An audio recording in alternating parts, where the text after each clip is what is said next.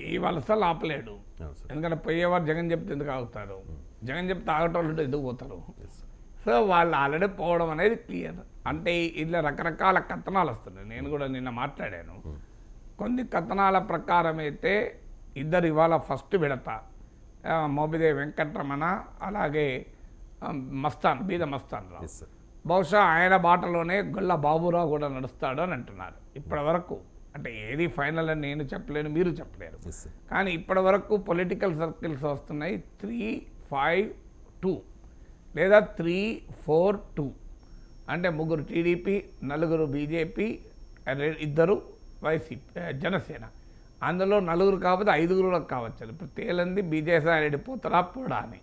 అందరికన్నా కీలకమైన విజయసాయి నిన్న కూడా స్టేట్మెంట్ ఇచ్చాను, నేను పార్టీ కమిటెడ్ పోను అని. లేదు విజయసాయి రెడ్డి కూడా పోతే ఆయన పోయాడా, జగన్ పంపించాడా, ఇదో క్వశ్చన్.